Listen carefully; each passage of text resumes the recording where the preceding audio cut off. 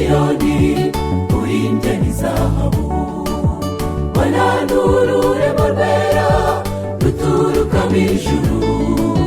rwari rurimbye nk'uko umugeni arimbishirizwa umugabo we, maze mbona n'abera bose bavuye impande zose, abapfuye n'abakiriho batangira kuzamurwa, basanganira umukwe wabo wabakuye amaraso, baririmbiye amazamuka amajwi asakara hose, bati ngiyi Mana yacu yaduhaye agakiza. Uwera twagutegereje kera kudukize, himbazwa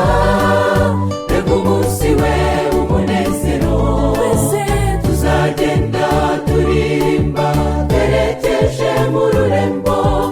Imana izatega amaboko iduhoza amarira, tuziga ibyo gucungurwa n'urukundo twakunzwe na Yesu, ubuntu nta kiguzi dutanze, tuzaca bugufi dushyira amakamba ku birenge bya Yesu, tuti himbazwa himbazwa Yesu waducunguye.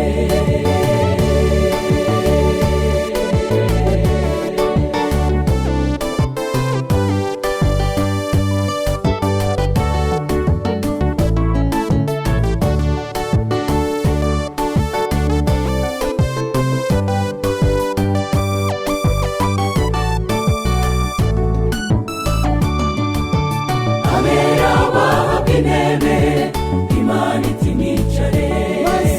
bahabwa kurya ku giti, cya giti cy'ubugingo, uriye kuri icyo giti wese atangira gukura yumva, gupfa no kurwara bivaho, imibiri itoshye pe, y'amazina y'amahimbano mu kanya gatata agaciro, banyangufi biragi impumyi n'ayaya ndagahitse, bizavaho bazitwabera bamere nk'Adamu wa kera,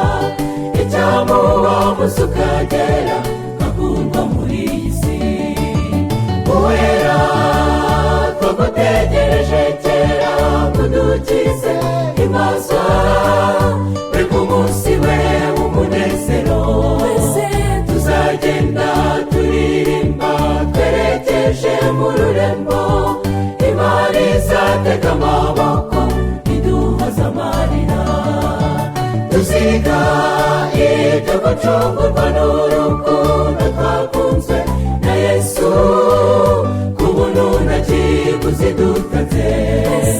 tuzaca bugufi dushyira amakamba ku birenge bya Yesu, tuti himbazwa himbazwa Yesu waducunguye. Y'amazina y'amahimbano mu kanya gatata agaciro, banyangufi biragi impumyi n'ayaya ndagahitse, bizavaho bazitwabera bamere nk'Adamu wa kera, icyamuba munsi ukagera kakurwa muri iyi si. Uwera